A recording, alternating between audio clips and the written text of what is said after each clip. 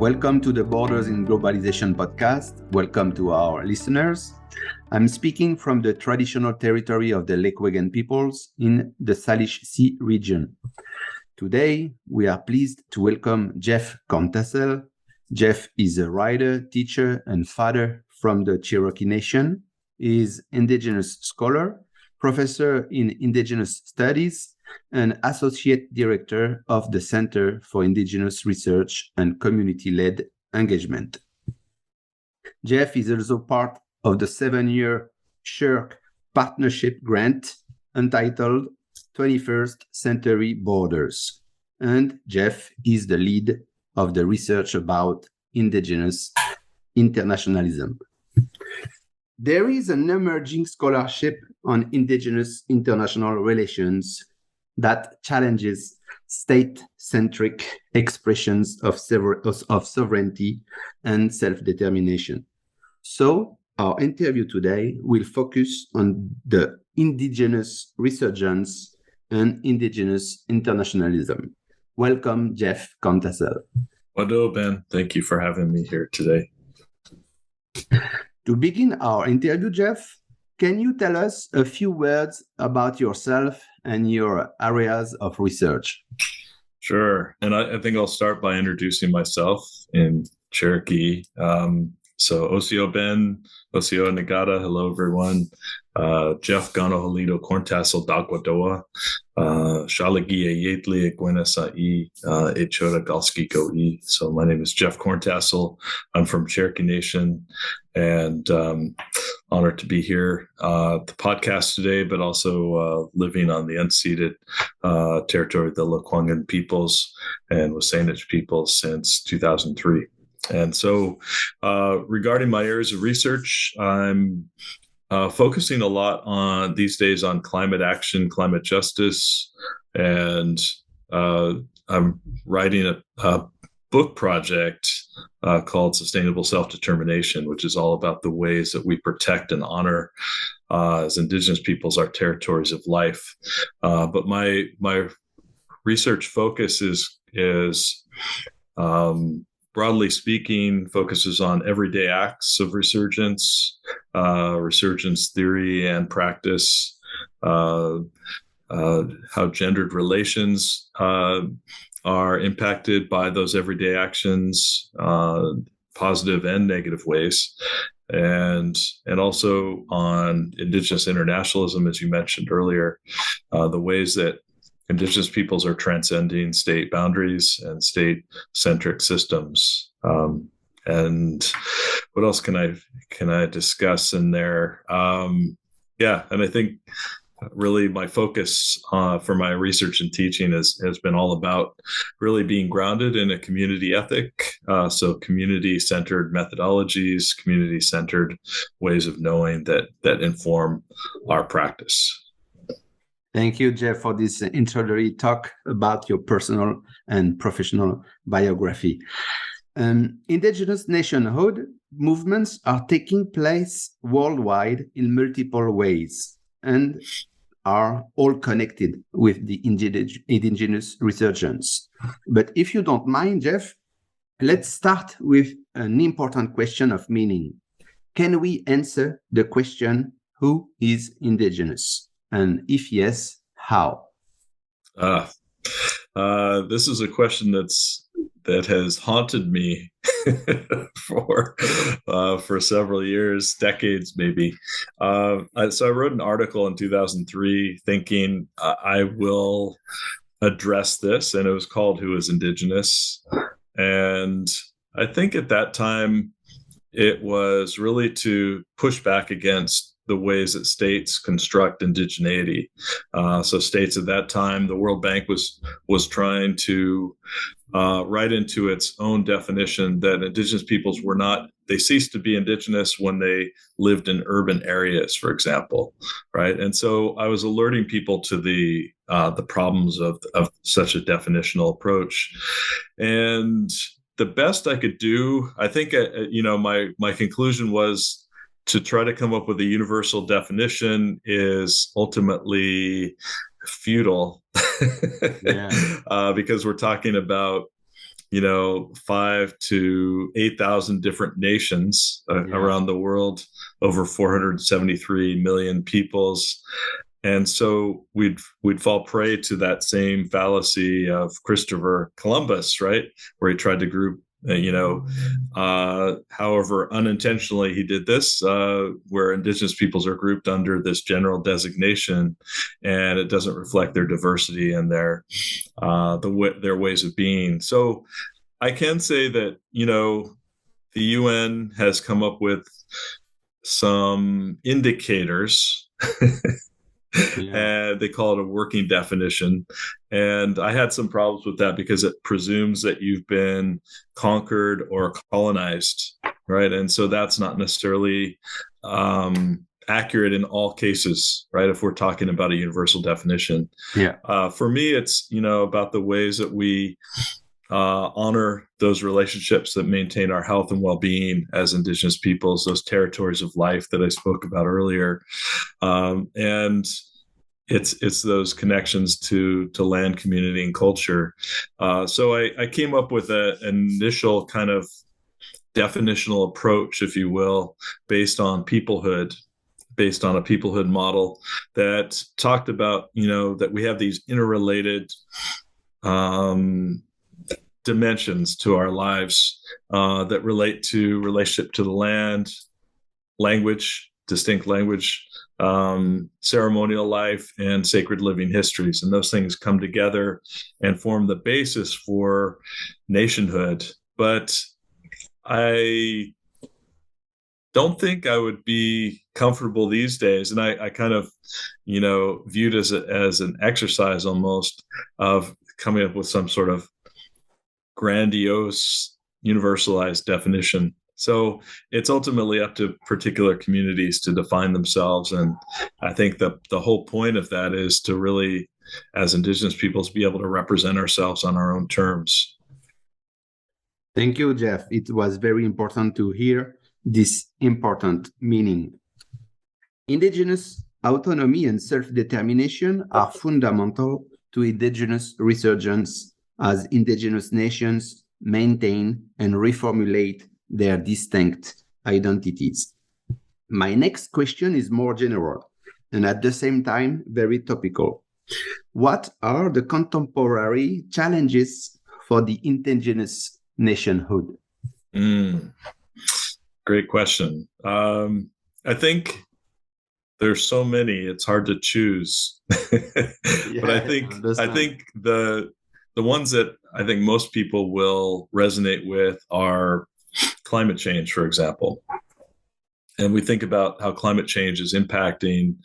I think of First Nations, Inuit and Métis in Canada, and Indigenous peoples more generally as being the first responders to climate change, right? That is, we're the first to feel the effects, oftentimes because of those close relationships to our lands, to our waters. And in that sense, we've seen the impacts of climate change impact food systems. We've seen the impacts of climate change on land. That is, the rising levels of the sea, right, that have encroached onto different parts of the land, especially if you're further up north. We've seen it impact even planting seasons. Harvesting times have been altered. And we've seen, all of these impacts. And one thing I want to point out is that, when we think about climate change and climate justice, really we're talking about climate change is also about the encroachment of, or the ongoing impacts of colonization, right? So colonization itself, more broadly, is depriving us of those experiences we have with the land, but in a very specific ways, it's impacting us through extractivism, right? Those extractive practices that occur on our territories, whether it's logging, whether it's transferring or trying to make indigenous lands into private property or public parklands, right? Anything that tries to sever those connections we have to those places that maintain our health and well-being. And so extractivism and climate change go hand in hand. And, it's no accident that 80% of the world's biodiversity is being protected by indigenous peoples themselves, right? So 80%, that is, we have these intimate relationships. And I think intimate is an important word here, in the sense that we have these complex, intimate relationships with more than human relations. Our stories tell us all of these things, with the water, with the lands, with the plant nations, with the animal nations. And these intimate connections are being challenged through various forms of encroachment onto the land. And I'd call them new doctrines of discovery. The search for miracle drugs, right? The harvesting of indigenous foods, or over harvesting, whether it's sockeye, or whether it's berries, right? All of these things have an impact. Searching for new medicines on indigenous territories, whether it's, Devil's Club, or whether it's other forms of medicines, right? These things all have an impact on our daily lives. And so I think these forms of encroachment can be detrimental ultimately to our health and to our well-being, and anything that displaces us, especially from the land and from those connections, is something that we need to challenge. Thank you very much, Jeff. It was good to better understand the current challenges. Jeff, you are Indigenous scholar from the US, and you live and work now in Canada.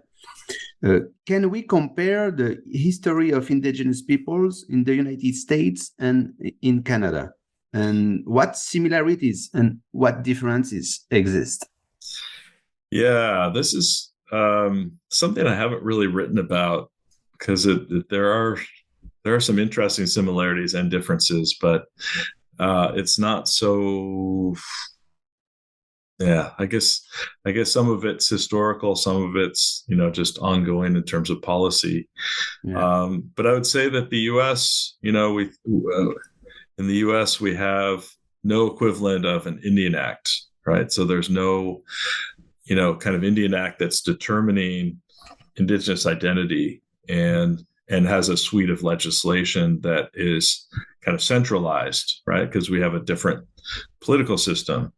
With that said, there have been successive policies that have tried to change the way we govern and change the way that we express our autonomy or express our self-determination, from the Indian Reorganization Act of 1934 in the U.S. to, probably one of the most detrimental was the Dawes Act, or the Allotment Act, which is the biggest land grab in U.S. history. And it came about in 1887. For Cherokees, it didn't come into practice until 1906, 1907. And because, Cherokees and other nations were fighting this off. But basically, it was an attempt to take our collectively held lands and turn them into individualized parcels of private property, right? And to make us all farmers. And you can imagine the impacts that had. It split up families. Not everyone is going to live on prime farmland. So, if you're talking about 120 acres or so, not all of that's going to be useful for farming.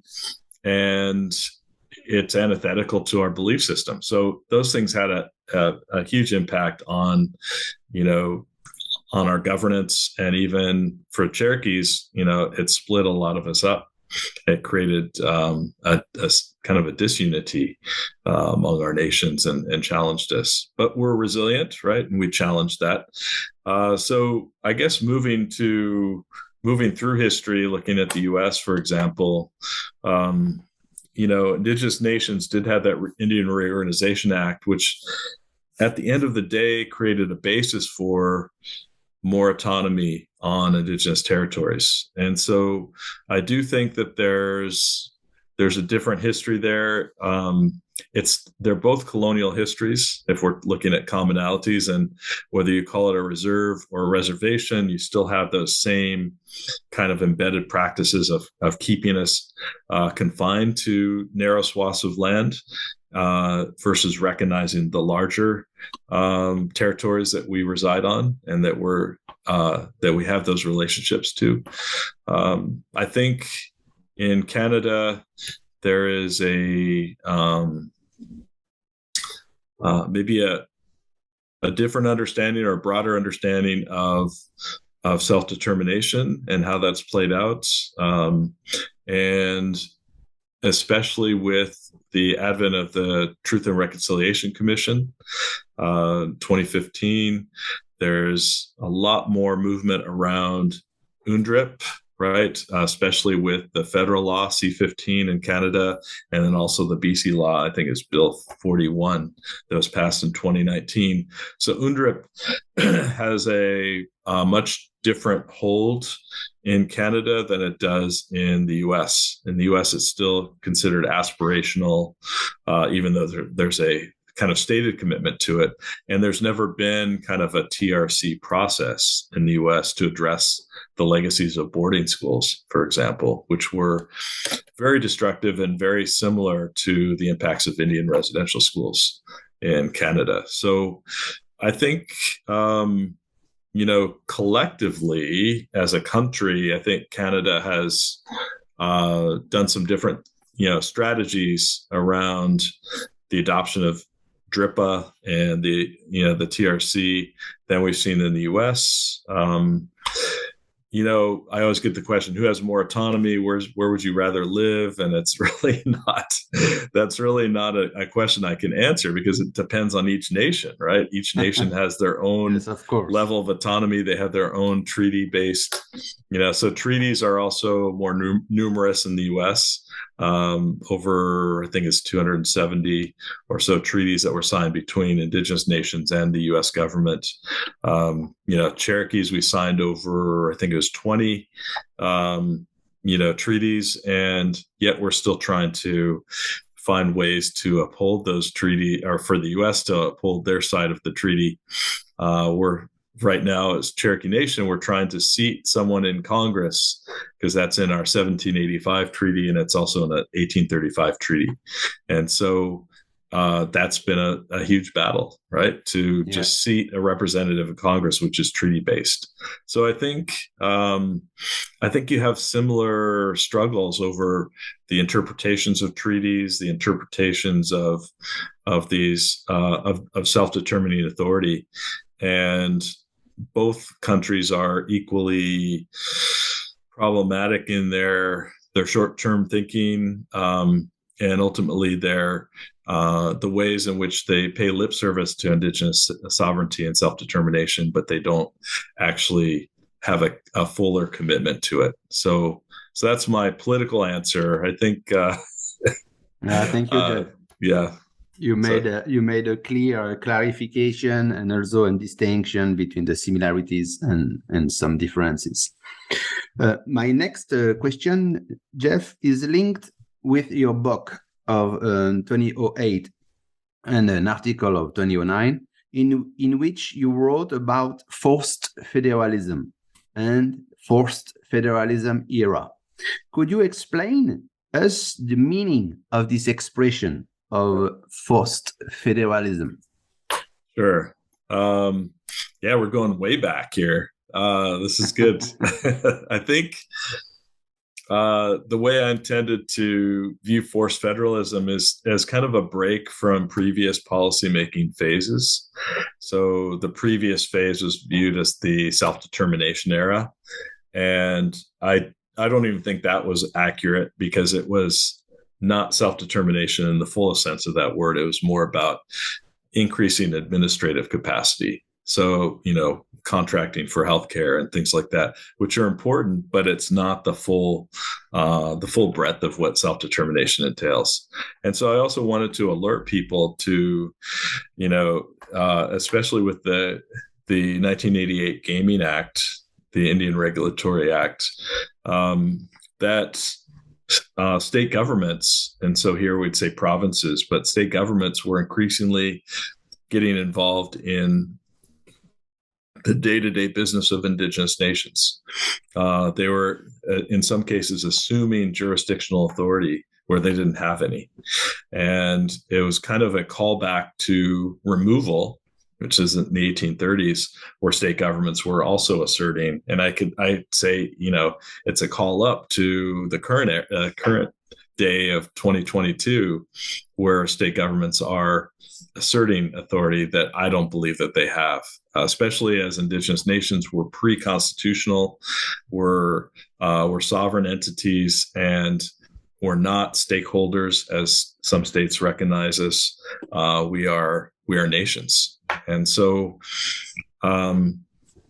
compacts between states and Indigenous nations, I think, have challenged our self-determining authority because we're forced to negotiate with state governments rather than negotiate directly with the federal government. And so that offloading, as I see it, is an offloading of responsibility from the federal government to states in certain issue areas. Sometimes it's gas tax, fuel tax.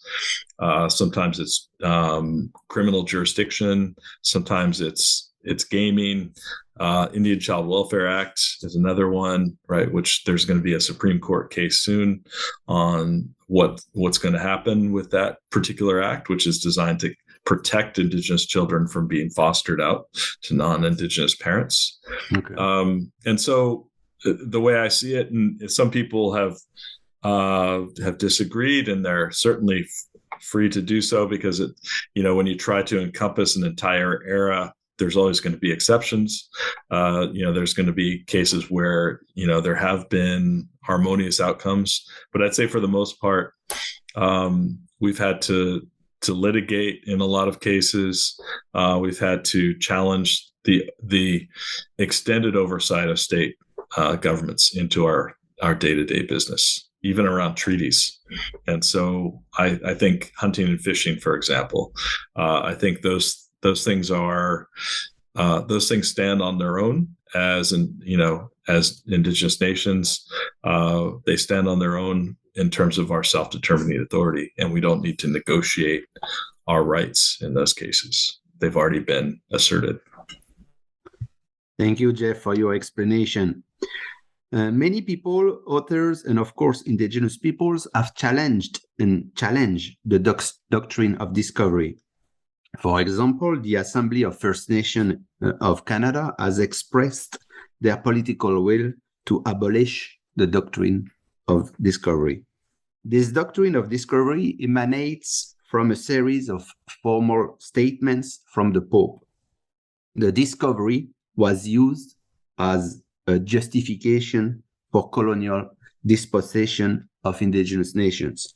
Jeff, can you tell us what are the effects of this doctrine of discovery on Indigenous peoples? The effects have been devastating, and they continue to be devastating. I think because the Doctrine of Discovery has never been formally rescinded. And so it creates a legal fiction whereby the state claims jurisdictional authority over an entire nation or entire territory, in this case, Indigenous nations and their territories.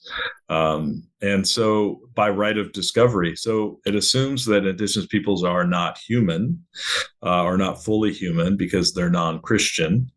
It also assumes that they're not able to manage their territory as they've been doing for thousands of years. So it puts us in a subservient position and, akin to the flora and fauna. In fact, the term that, was used later to kind of justify or retrofit the Doctrine of Discovery was terra nullius, which meant empty land. And this idea that somehow Indigenous peoples were not adhering to the European conceptions of work and putting your labor with the soil, that kind of Lockean notion. And so it the land needed to be taken, and indigenous peoples could be Christianized by force if needed. And there's a debate in the 1550s over that very thing, like Las Casas and Sepulveda, over you can imagine that debate in some ways is still happening. Yeah. Can you Christianize people by force? Can you use force to, the terminology of Christianity may not be used today, but there's certainly the terminology of extractivism and the terminology of can you force people to adopt capitalist values or market values by force? And in this case, we're seeing pipelines and other projects being imposed onto indigenous territories. So the Doctrine of Discovery has not been rescinded.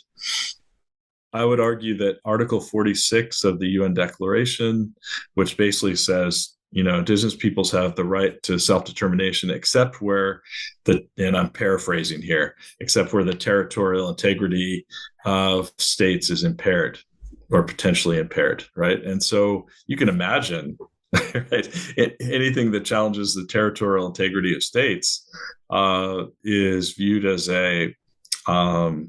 basically I see as a call to violence on the part of the state to quell it. And so that to me is still in the logic of Doctrine of Discovery, because, and I like Heidi Stark's work on this. If we look to the origin stories of the state and we compare those origin stories to indigenous nations, we have two different ways of two different worldviews, two different sets of worldviews that talk about relationships to place.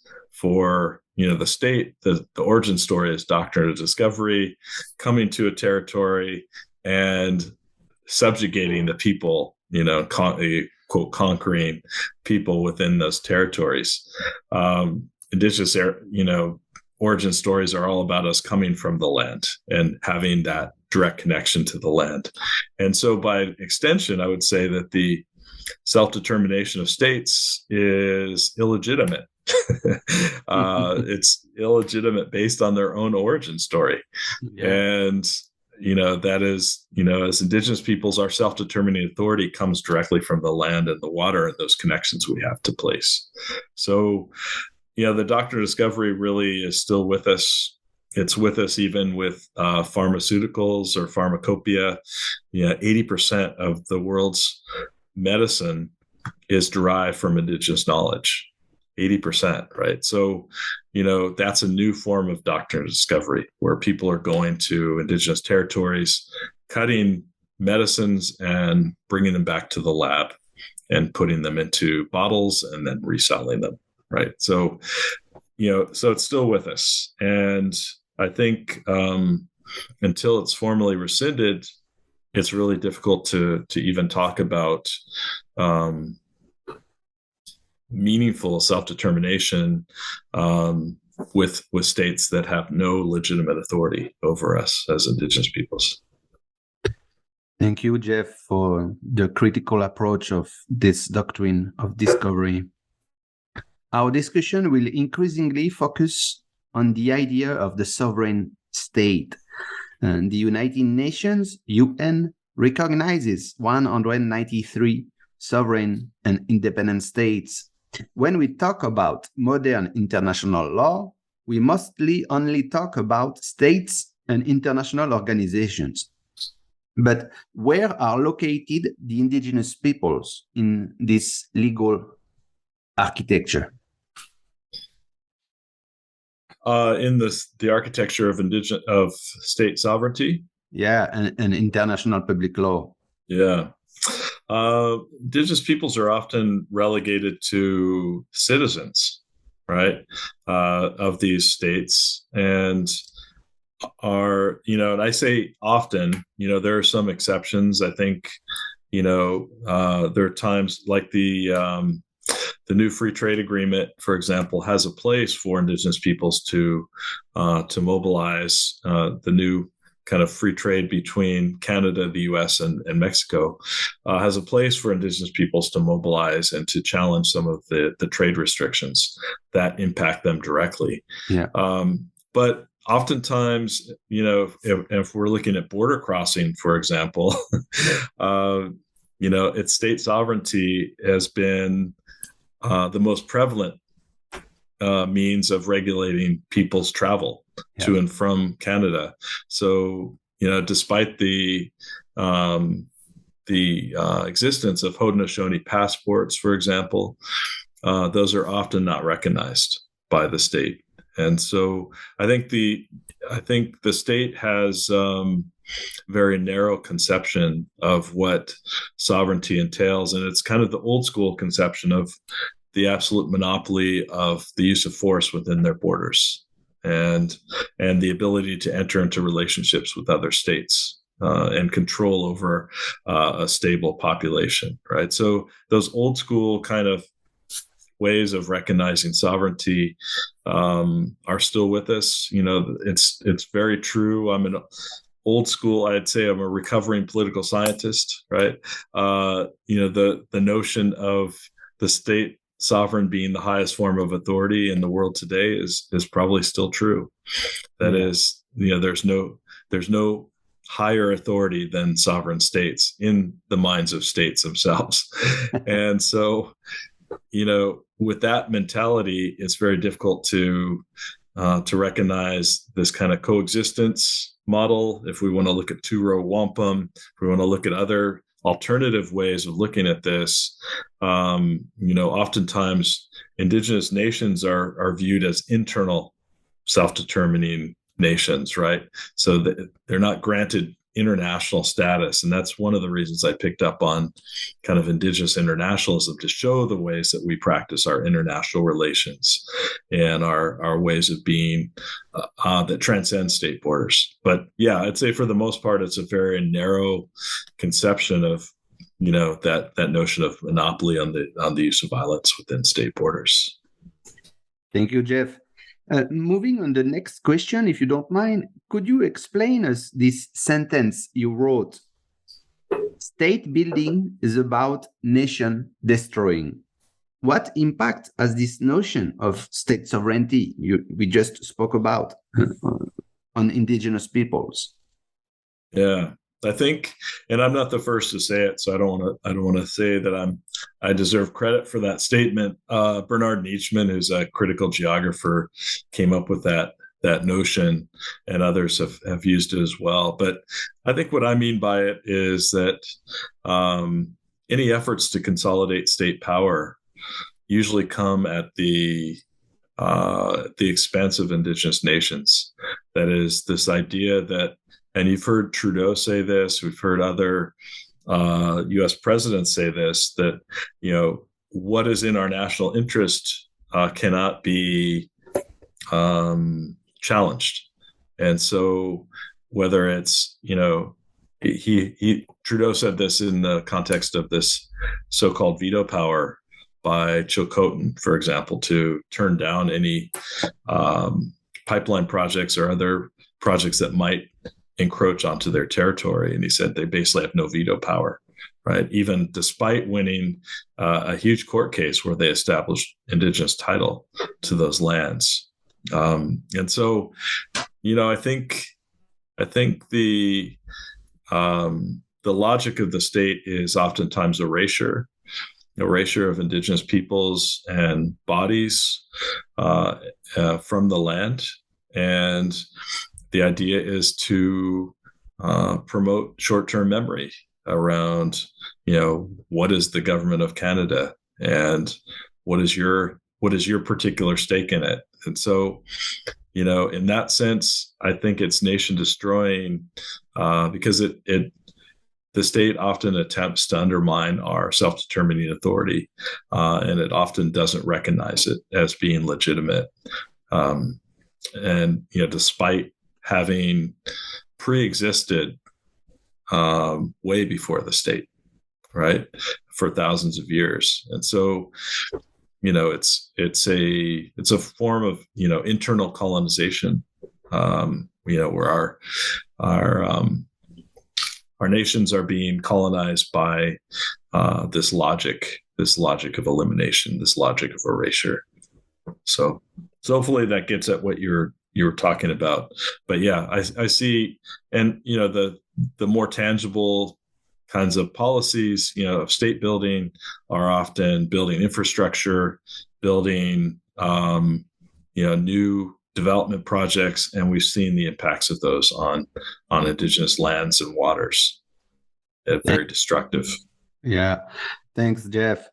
In connection with what you said before, I imagine that defending the rights of indigenous peoples to develop their own international, inter-First National, or transnational relations participates in this indigenous resurgence.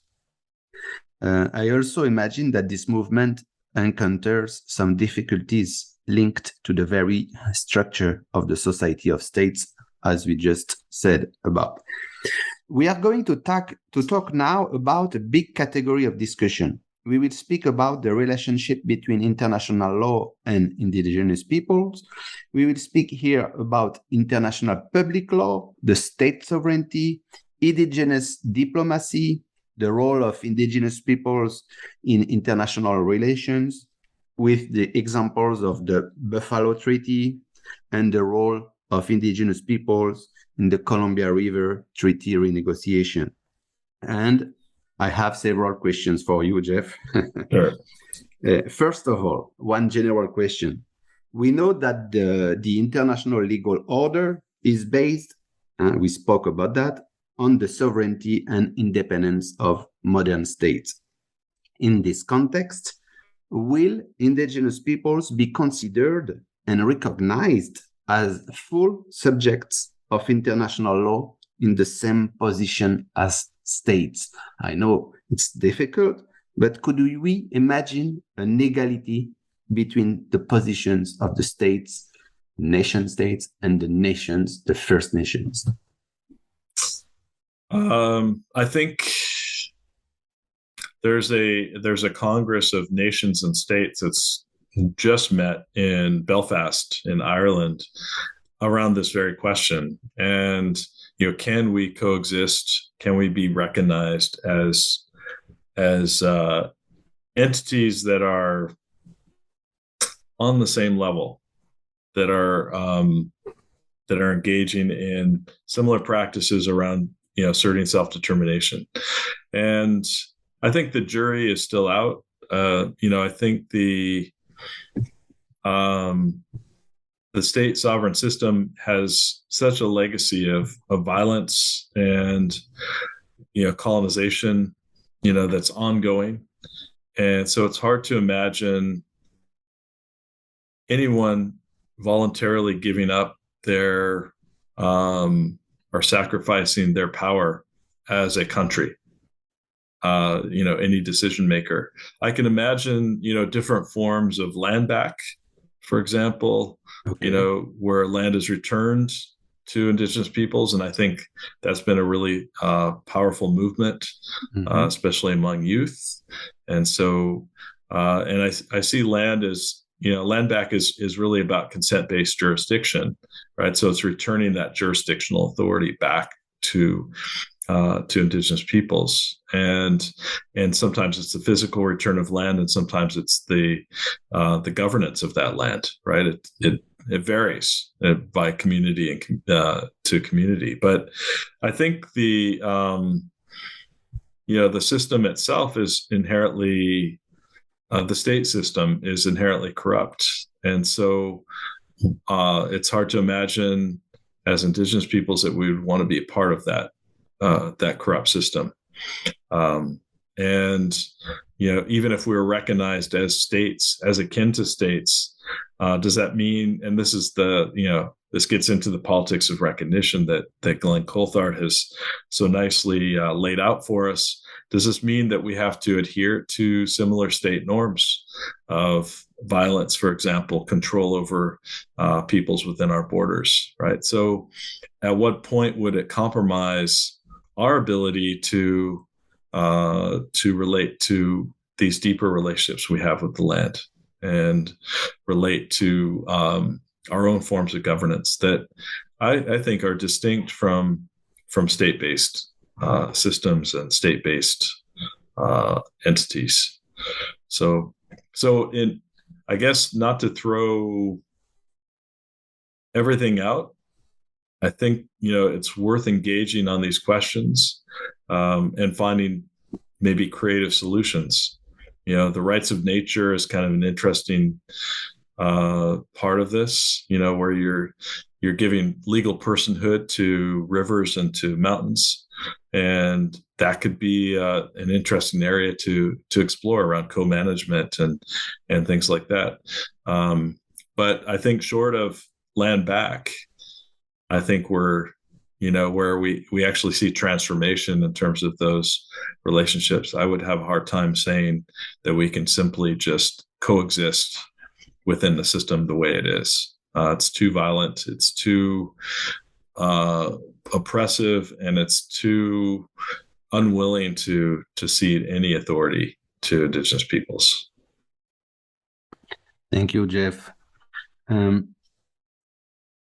If the legal order, the public international order is largely criticable, of course, some indigenous people could also use international law as a tool to strengthen certain human rights.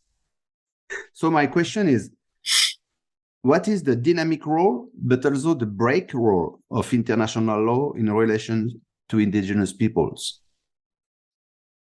Yeah, I think we use all means at our disposal. Descahe, from Six Nations went to, at that time, the League of Nations in the 1920s to basically alert the world to the violence that Canada was exerting onto his nation, onto his territory. And ultimately, he was turned down.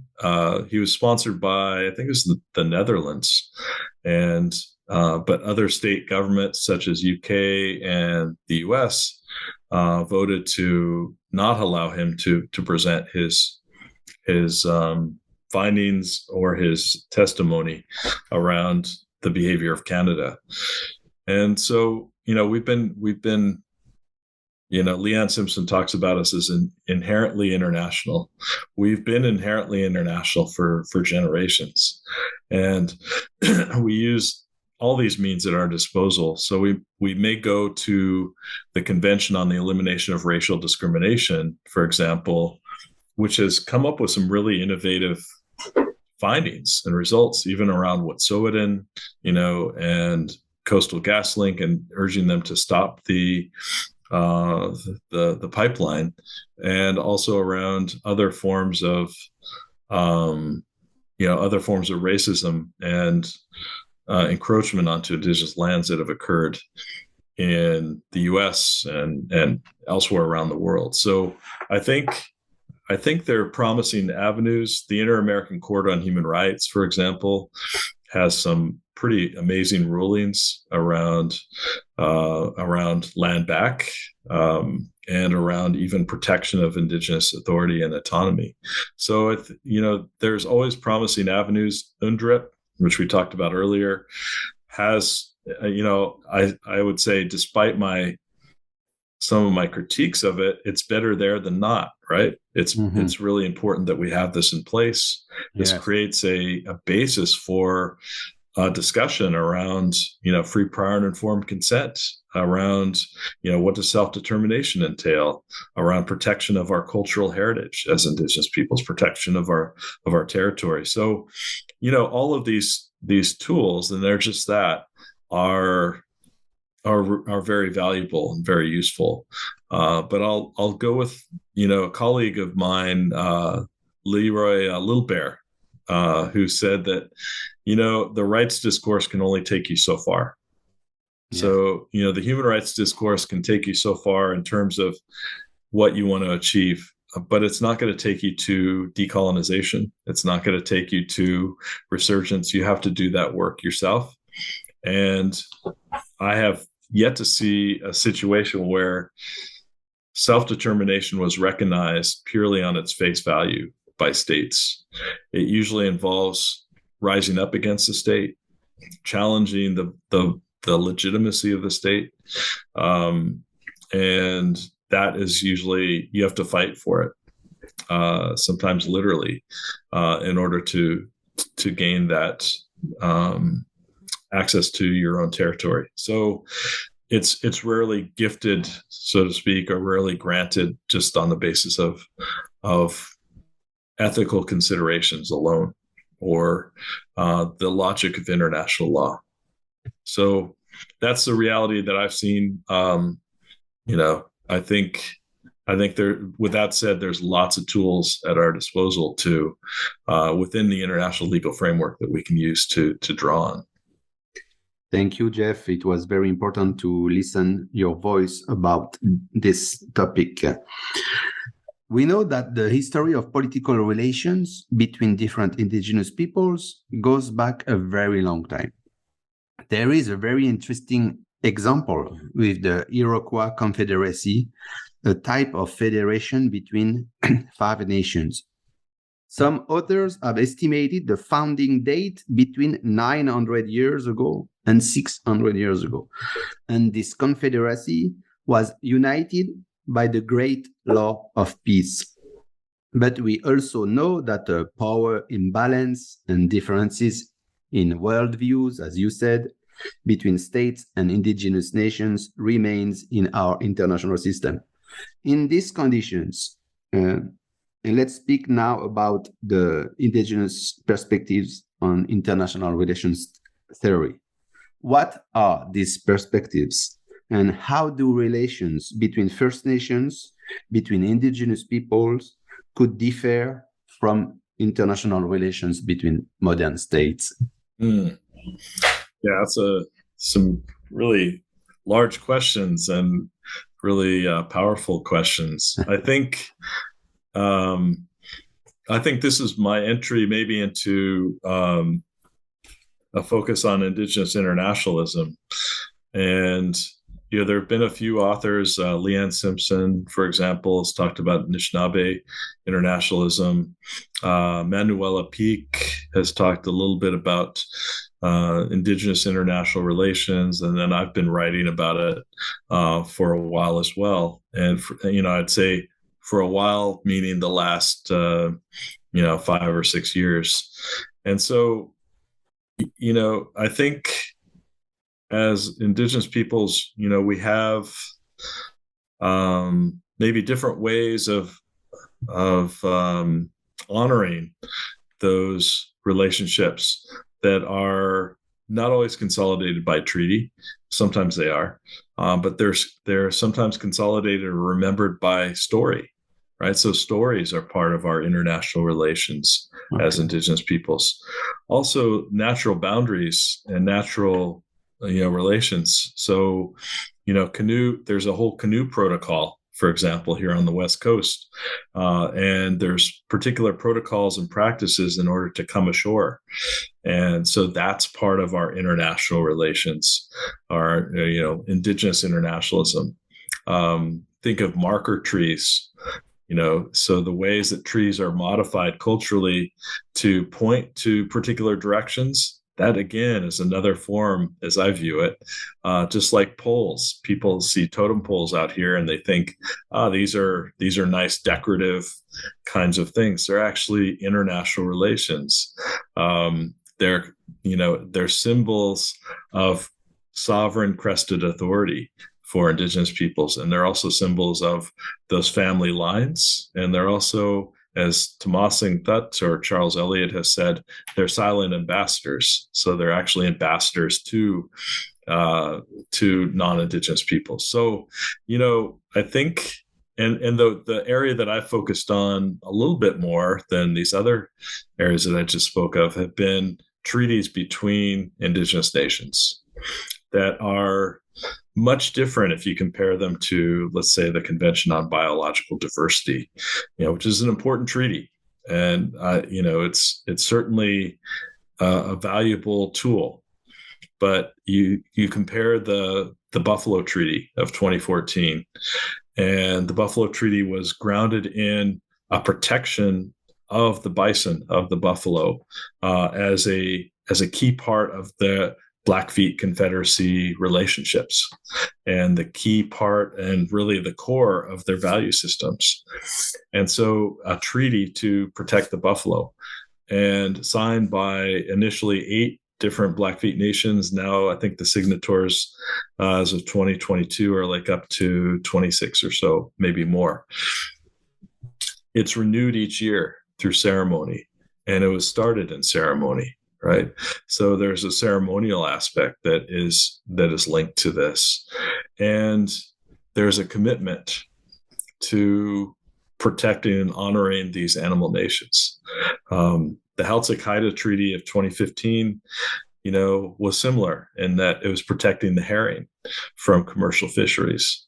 And so we can point to, some of these agreements that have been between Indigenous nations as a way forward to our discussion of protecting this biodiversity, protecting the land from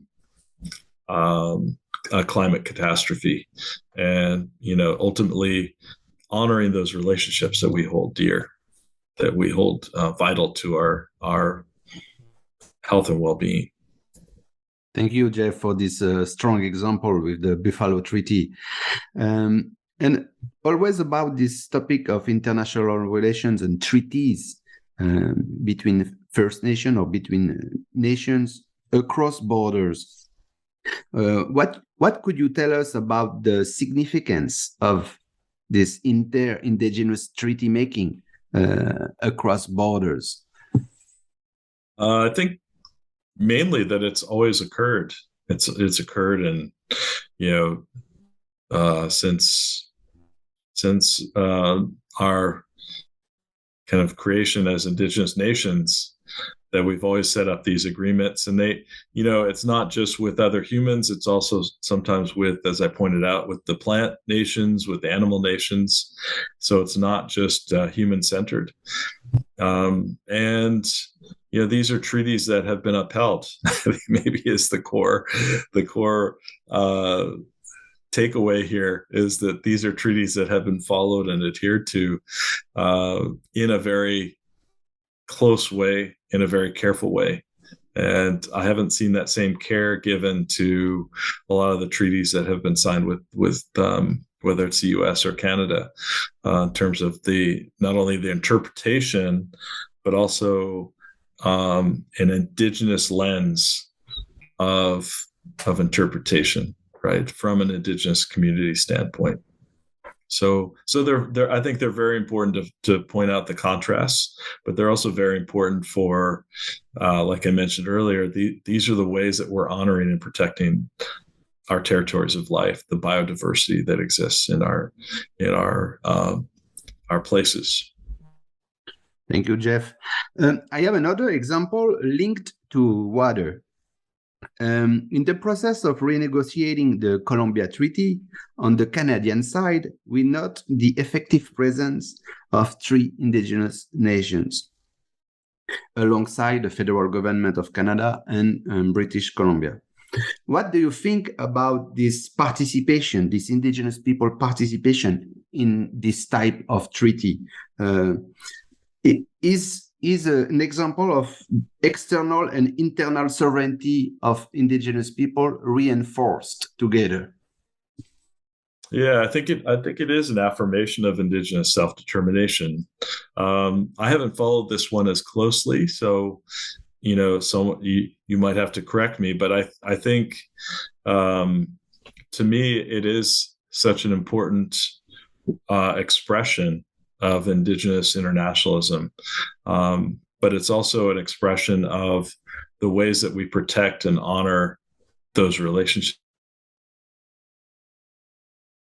And all the animals in the water, right, and all the people affected by the water. So I think it's it remains to be seen maybe how much input is being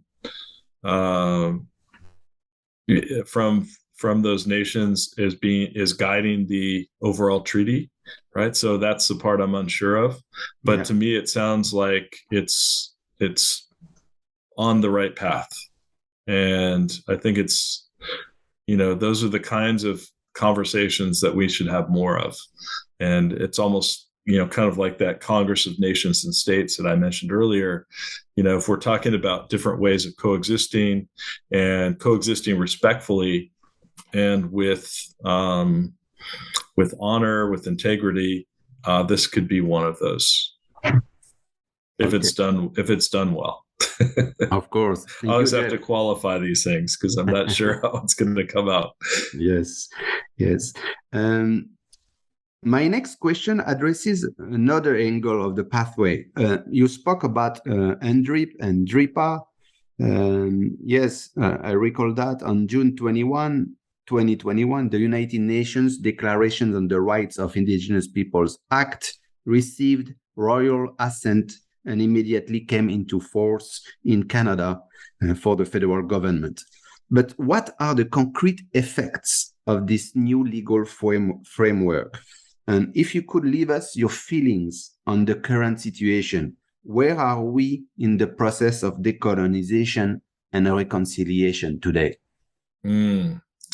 That's a huge question. I don't know if I can do it justice. I'll focus on DRIPA, and then I'll see if I can get to decolonization and reconciliation. I think with DRIPA, Bill C-15 builds in a 2-year period of consulting with First Nations, Inuit and Métis, around alignment of DRIPA with Canadian laws.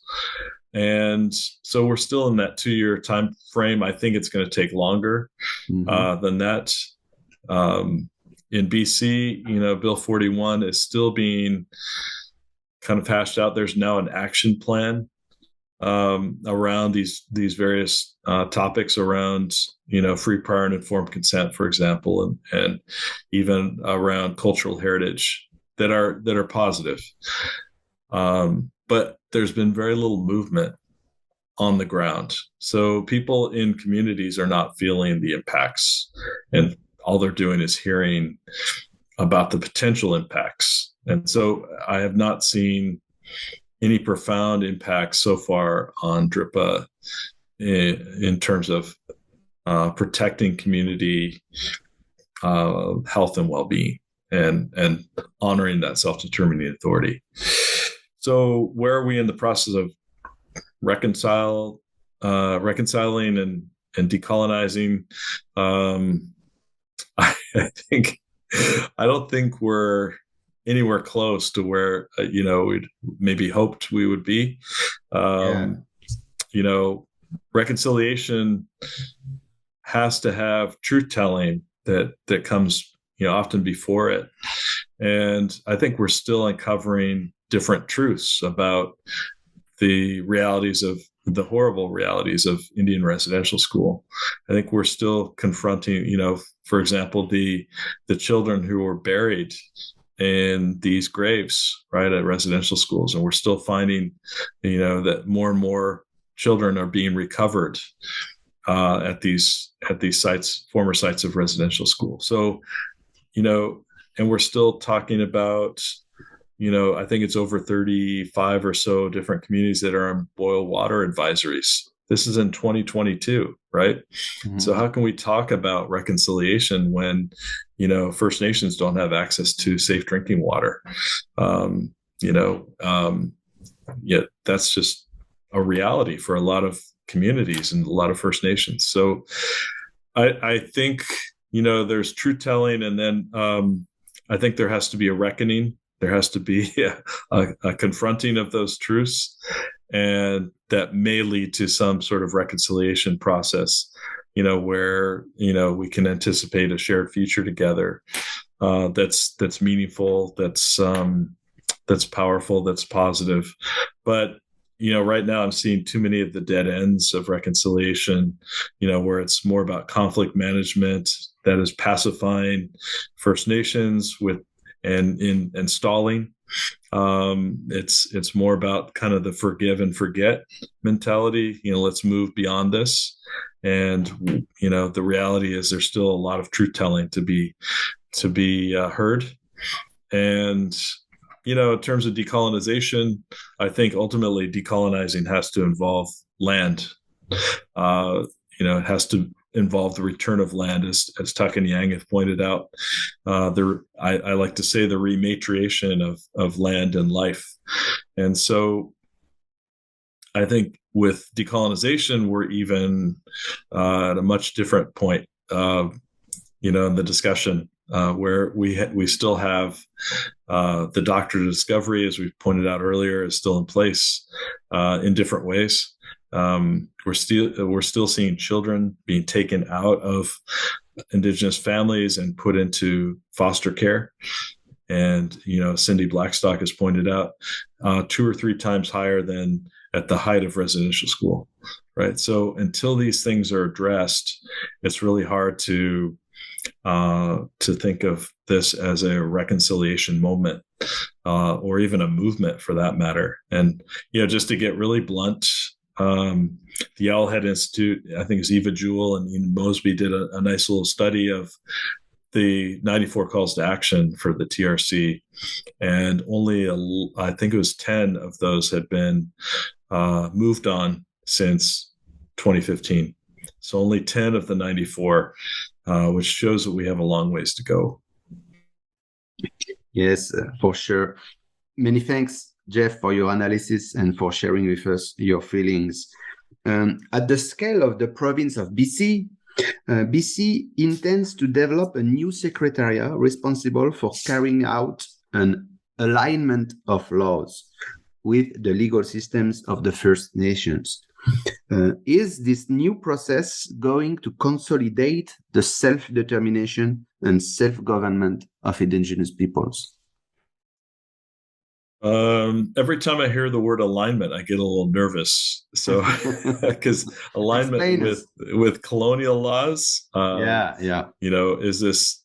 And I think, there are some laws, especially First Nations laws, that are not able to be aligned with these colonial manifestations. So, I haven't looked into this one as deeply, but I would say, for now, it's a little bit. I'd be a little bit wary, especially if and how First Nations are being involved in this process. Okay. So, to what extent are First Nations and Indigenous peoples being represented in this process of alignment? And I view it as, we should have, if DRIPA is all about alignment as well, there's a huge consultation requirement. And I think the same would hold true for this. Thank you, Jeff. To conclude our interview, I have now a series of rather socio-economic and political questions about the well-being of Indigenous peoples, the Indigenous conceptions of ecosystems and sustainability, and the process of land back you spoke about, and about also Indigenous place names. We will discuss these different topics one after the other. So, what can be the practical solutions to combat discrimination and strengthen the social, cultural, and economic well-being of Indigenous peoples? And you just spoke about the water, the problem with the water. Yeah. We'll treat this like the lightning round. I'll do quicker responses. I think, to quote the late Vine Deloria Jr., what we need is a cultural leave us alone agreement in spirit and in fact. And so if you want to combat, but we also need massive cross-cultural training. That's part of the 94 calls to action, right? That intercultural competency, which I think, we need cultural humility and cultural safety practiced in every hospital and every medical facility, right? And so, those concerns are still out there and they need to be addressed. We need to address the realities of murder and missing Indigenous women and girls and Two-Spirit and queer peoples. And so, those 231 calls to justice that were issued in 2019 have not been acted on in a meaningful way. And so we need to keep that front and center when talking about justice and discrimination and treatment of Indigenous women and girls. And so that's an important, those are important things. And I always wonder, we have 444 recommendations that came out of RCAT in 1996. We have the 231 calls for justice. We have the 94 calls to action. We have the 46 articles for UNDRIP, and we have many more. Right? There's many more recommendations and calls for action. No one can really ever say that there's no clear direction in terms of where we can go.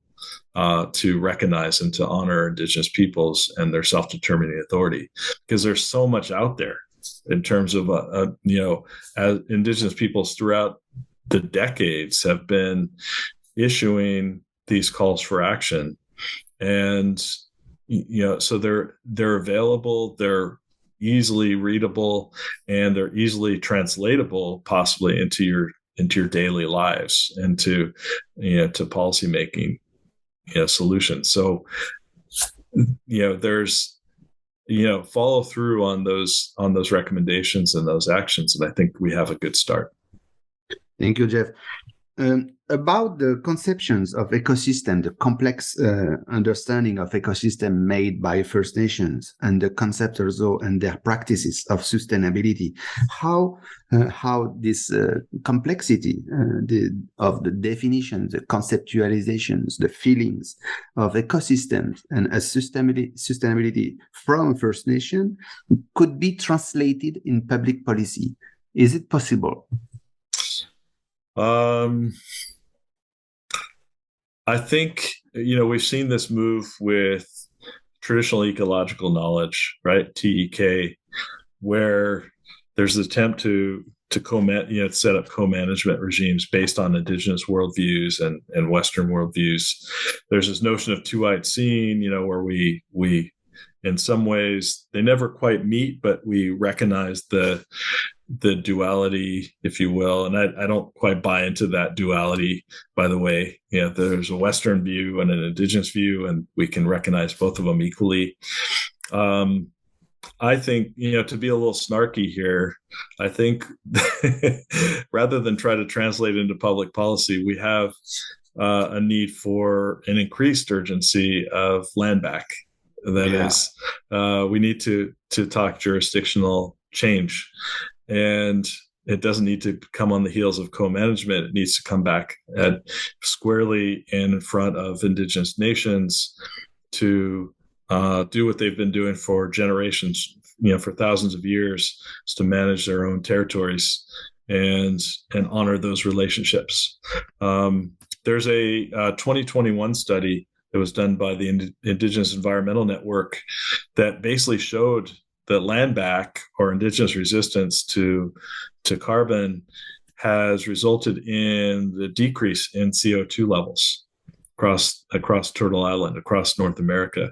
And so we need more studies like that to show the effectiveness of Indigenous resistance to carbon, but also to encroachment by extractivist industries, and how that's helping to protect biodiversity and protect ecosystems that are at risk. So yeah, I think we need to maybe shift that discussion a little bit. Thank you, Jeff. Linked to the process of land back, we could speak about, and it's the end of the interview, we could also speak about the process of restoring Indigenous place names. What do you think about that? Yeah, I'm a big fan. I think it's really putting our names back on the landscape. It's a decolonizing practice, I think, to say the name in the language that was intended, to understand the meaning of the name, whether it's Bacalls or Clewilnuch, or any number of place names that are around here or elsewhere across Turtle Island.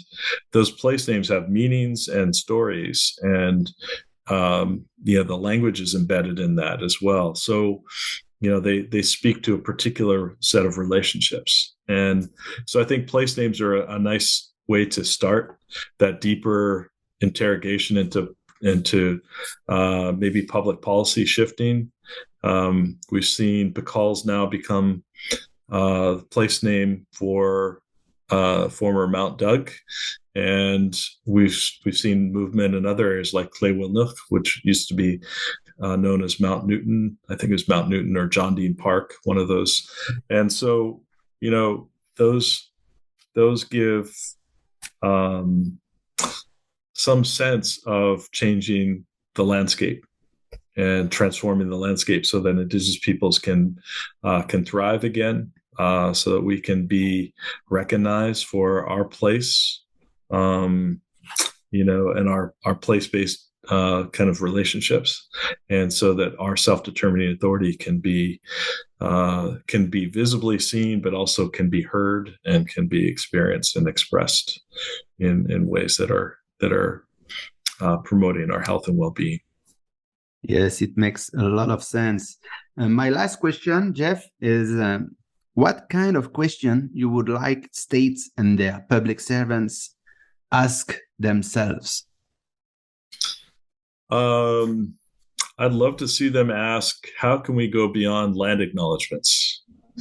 That is, if they are doing that, which I do see that fairly common here.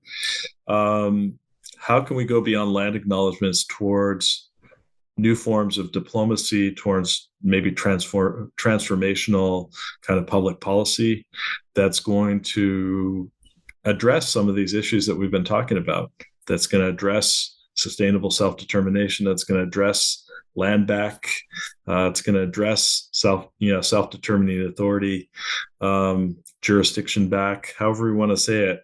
In what ways can we flip it a bit and say, how will the land and the community benefit from the policies that you're enacting? And if you can answer that in a good way, then you have maybe a deeper sense of what's at stake, but also how Indigenous nations need to be an integral part of that conversation. Great. Thank you very much, Jeff Corntassel, for participating in our podcast series. It was a great and deep discussion on very important subjects and very moving questions. Thank you very much again. Wado, Ben. Enjoyed it. This was the Borders in Globalization podcast. Today, we were with Jeff Corntassel, professor at the University of Victoria in Canada. Thank you for your attention and see you soon for the next issue. Bye-bye.